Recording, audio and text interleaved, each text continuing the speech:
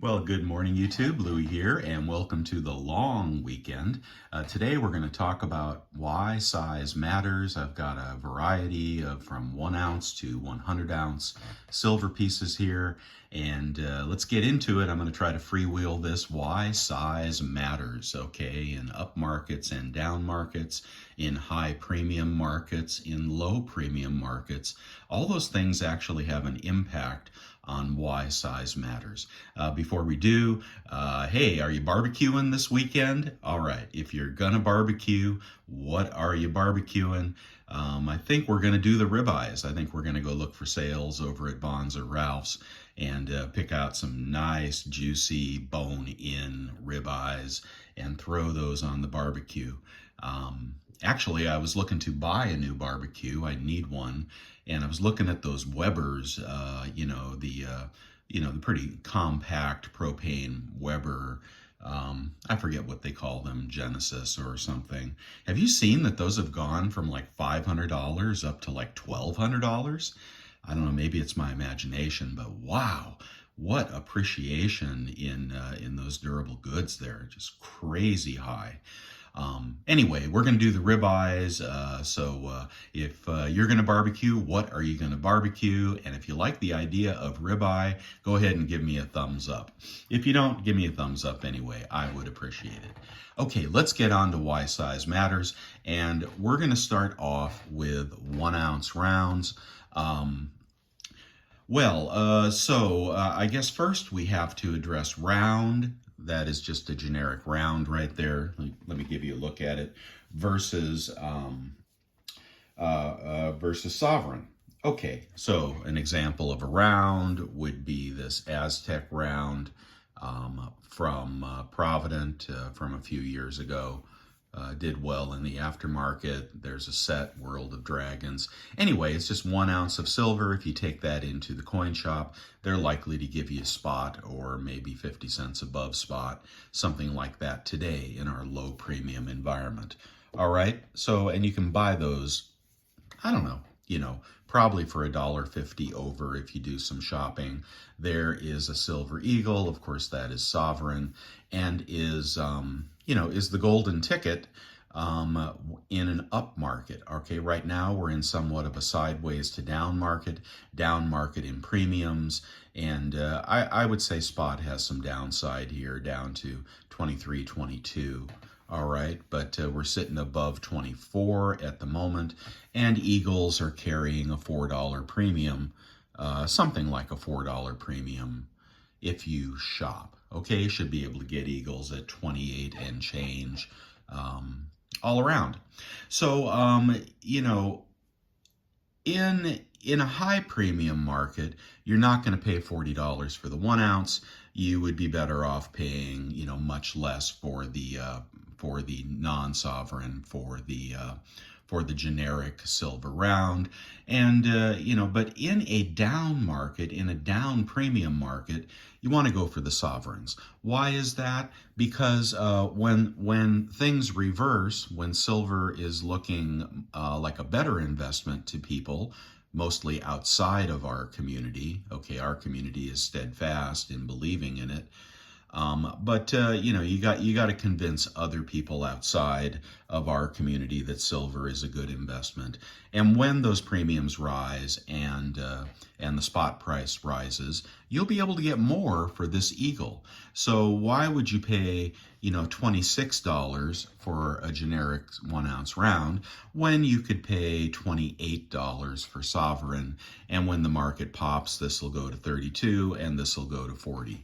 Okay, so that's something about timing markets in terms of spot and premium.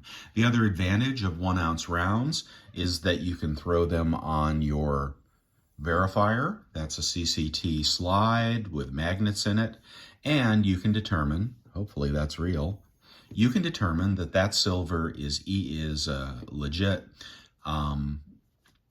relatively easily without buying a 1,000-ounce verifier, etc., etc. You can also use the pocket pinger for all different kinds of silver rounds, and easily determine they're correct. I don't spend a whole lot of time worrying about if my silver is legit because I don't buy it off Craigslist and I don't buy it at garage sales and I certainly don't buy it off Chinese sellers on eBay. So I don't really feel like I have a problem with that, but I will verify every time I have a chance. The bigger bars are harder to verify unless you take them into a coin shop or you drop the $1,000 on a verifier. Okay, so the 1 ounce rounds have a significant advantage in terms of being able to be verified. And if you're doing eagles, really good idea to verify those. All right, we also have 1 ounce poured silver. Just 1 ounce silver, that's a cast bar actually. And these are beautiful upside down. I still like these. I think you can get them in the 28s. And that is just a sexy little beast there. So I like the 1 ounce cast silver. You might prefer the 1 ounce pressed bar. All right, if you're buying these, recognize they stack really easily. All right, you can get a bunch of these 10-ounce bars. I'm sorry, you can get a bunch of these 1 ounce bars, into your safe. If you're really looking at conserving space, you may want to look more to 10-ounce bars.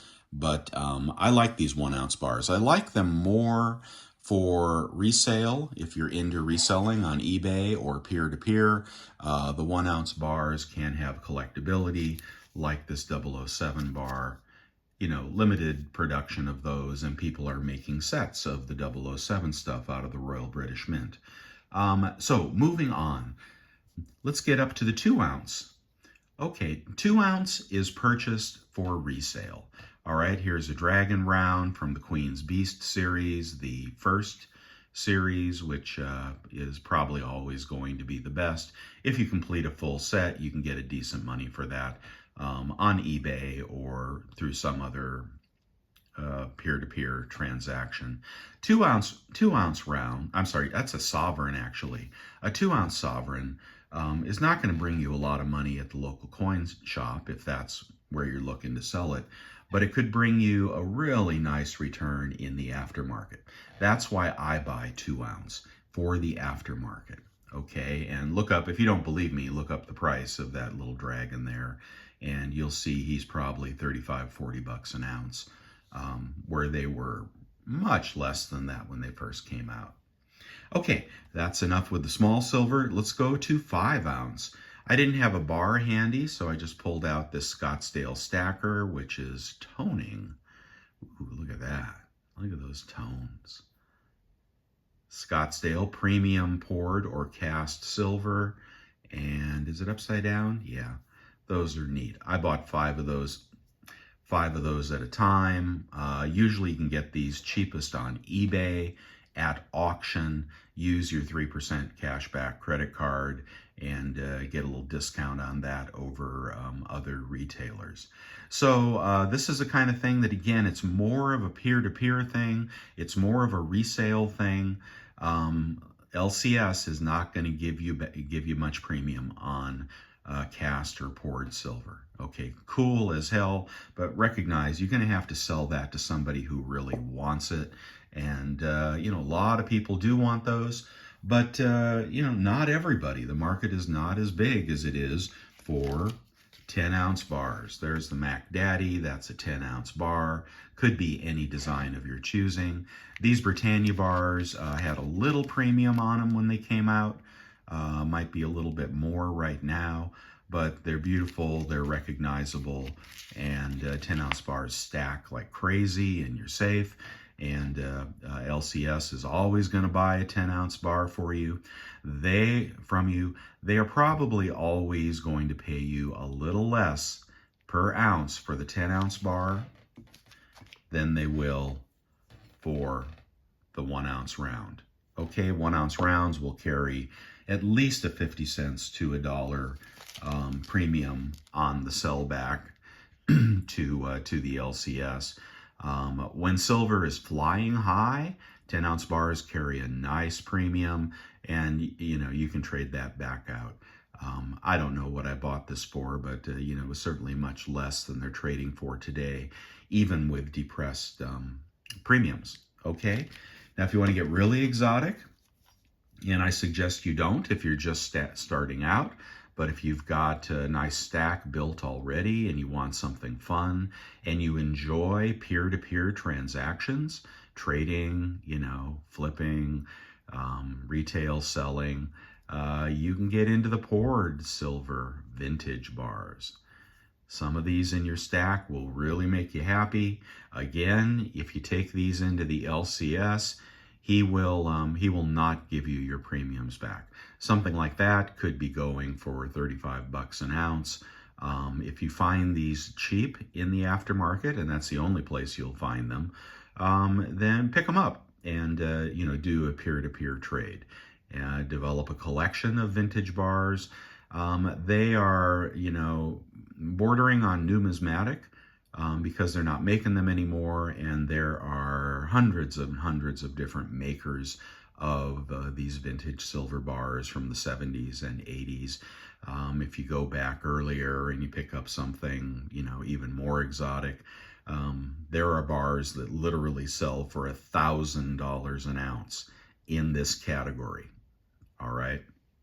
Stuff from the San Francisco Mint, for example, a 5-ounce poured bar from the San Francisco Mint can bring $1,000 an ounce. So if you want to develop a taste for that and go deep and study and look at, resale prices, you can have a lot of fun with the vintage bars. But for the average person with a modest size stack, you're probably going to avoid vintage bars unless you're only getting, 1 or 2. Okay, moving up to the kilos. When premiums are high and when the market is hot, kilos are always the place to go. All right, they will have the lowest premium. Well, the 100 may be a little lower, but they will generally have the lowest premium of silver that people buy. And, you got to stick to something like that. It is the silver, the kilos, and the hundreds are the sizes that the LCSs want least. And right now, I'll probably pay you $1 under spot for something like this. Pure generic kilo. This one is 3 9s. It's Italian. Foreign silver will usually command less of a premium than American silver. Like a Sunshine Mint 10-ounce bar would be more expensive than Talaprezzo. But when prices are rising, when premiums are rising, and you need to buy, the kilo is the go-to. All right. Right now, with spot, looking a little wobbly and maybe, going to test 22. Kilos are really cheap. 100-ounce bars are really cheap.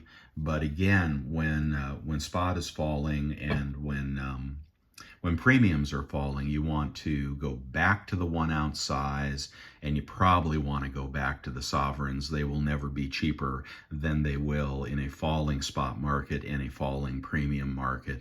Whether you want the Eagle, which I would, or you want a Maple, it's another good choice. But for $1 difference, I'd get the Eagle every day. You want to divert back to the sovereigns in a dropping spot market. But, with that said, there is some cool stuff out there. I think a couple of dips ago, I picked up some of these Geiger kilos. That's a cast kilo. And in person, it is just as beautiful as it looks here on the video.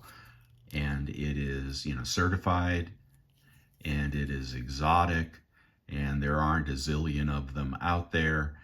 It's wrapped in plastic, which I actually like for something like this, especially the way they vacuum sealed it. You can actually see the piece. And, when we revert back to, if you want to buy something like this in a dropping spot, dropping premium market, something like this will carry a better premium when we reverse. Much better. This bar here, which I picked up in the 700s, versus this bar here, which I think I traded for that. No, this was a random kilo deal, also probably in the 700s. mid to high 700s. When things reverse and head back up, this guy here is going to have at least a 20% premium on this guy here. So if there's a $10 difference when you're buying these, go for the premium. At least I would, because I do trade and sell. And finally, the 100-ounce bar. Let's get this guy in your view. These, right now, really, really cheap. Of course, I wouldn't just get the generic 100-ounce bars. I would go for something desirable. It's really the same as the kilo. You see it there? It's really the same story as the kilo. When people are broke, when premiums are dropping, and silver is a little wobbly, 100-ounce bars get blown out. Engelhard bars get blown out. They aren't making any more Engelhard bars. That is a waffle back 100-ounce. And it's the same scenario as the kilos. You can buy it, but you can't sell it until the market reverses. And when the market reverses, of course, spot will be higher, premiums will be higher, and there will always be that guy that wants to have a premium 100-ounce bars. Now, if you're talking about space in your safe, rock on, man. You can't do much better than a safe full of 100-ounce bars. But the downside is liquidation is difficult. Even the kilos, liquidation is difficult. LCSs will want them less. And, a bar like this that might be worth, well, let's call it $3,000. That might be pushing it today. You might be able to pick up this bar for $2,800. But a bar like this that might be worth $2,800, if you need $1,000 to pay, taxes or, vehicle registration. I know my registrations are between $400 and $500 this year. Unbelievable. You need $1,000. You don't have anywhere to go to get it, and then you got to sell this for probably under spot. Take your $1,000 and then try to go back and buy more generic silver, and they're going to charge you $3 over if you buy it again, maybe $1.50 if you shop online. So recognize, the big bars are for the big boys, right? They're the people that have not $1,000, not $10,000. These are stackers that probably will put together a $100,000 stack. Hopefully they've got some gold as well. But, if you're putting together a $100,000 stack of silver and you got limited space in your safe or wherever you are tucking it away, put some 100-ounce bars in there, man. That won't hurt you at all, because, you're obviously not going to be selling fast or in a panic because you're somebody that has money. All right. But generally, you want to stay away from the hundreds. You want to get the kilos when you can't find anything else at a reasonable price. And then I've talked about the resale market, etc. Right now, the markets are cool. They're very cool, in spite of silver being very fairly valued in the 24s. I would say it's fairly valued, and I think it has risk to the downside, especially if you look at that big red candle on Friday. We've got the 10-year rates making kind of higher lows, which is really scary. If you're watching gold and silver, higher rates often bring higher dollar, and higher dollar often depresses silver and gold. So, we're in a tentative place here. The market will not crack. It keeps threatening. The stock market keeps threatening, but, I don't know. People don't want to admit the recession is here. Why is the silver market so weak? People are broke. And then they probably spent a lot of their money when they had the FOMO, right, on the higher spot and the higher premiums, or the stories that were being told about the Silver Eagle. The premiums will always be high. LCS is saying, man, I'll always pay you a big premium on Silver Eagles. Well, no, they'll pay you $2 over, maybe $2.50. That's what Eagles are buying back for these days. So, but people, I think, are broke. I think expenses are mounting, and more people coming out of retirement or wherever they were, whoever was taking care of them, They're coming out and they're looking for work again, making the job market look pretty strong. But I think we can't. A barbecue that was $500, a few years ago, and is now over $1,000. Premium brand. I don't know if Weber is a union shop or not, but premium products are going to be through the roof, and you're going to have to turn to the cheap imitation products if you want a barbecue, which I guess is what I'm going to do. I'm going to probably get a $250 barbecue. And like everybody does, throw it away in 3 years, right? Because it'll rust. But anyway, that's the deal. The ribeyes will taste just as good. We will enjoy this Labor Day because, we work hard for our money. We work hard for our silver and love having it in any size, right? And don't forget to have some gold. Don't forget to have some gold, dudes. Have some gold too. But this is a silver video, and I hope you enjoyed it. You can definitely put your best tips and tricks. If you do, indicate what kind of stacker you are. Do you stack for resale? Do you stack for buy and hold? Do you stack for trade the ratio? Sorry about that focus. What kind of stacker are you? And then give us your advice. What is your best advice in this particular market? Lackadaisical, cool, low premium market with, spot. It doesn't look like it's blowing through 30 to me, although I have a good friend who says it is. Based on the charts, if you want to look back at the weekly and monthly charts, you could make a case for silver exploding here. If you want to look more short term, looks kind of sucky to me. And I think we just can't get through 25. No matter how many times we try, we get pushed back. And that tells me that we're going to see 23s again, maybe 22s. But, at 22 and a $4 premium on a Silver Eagle, you'll be in those at 26. That's when you buy your monster box if you're a big hitter. So keep that cash handy and let me know what's up with you on this beautiful 3-day weekend. All right, guys, I enjoyed you. Thumbs up if you like it. And thanks. Hope I see you next week. Bye now.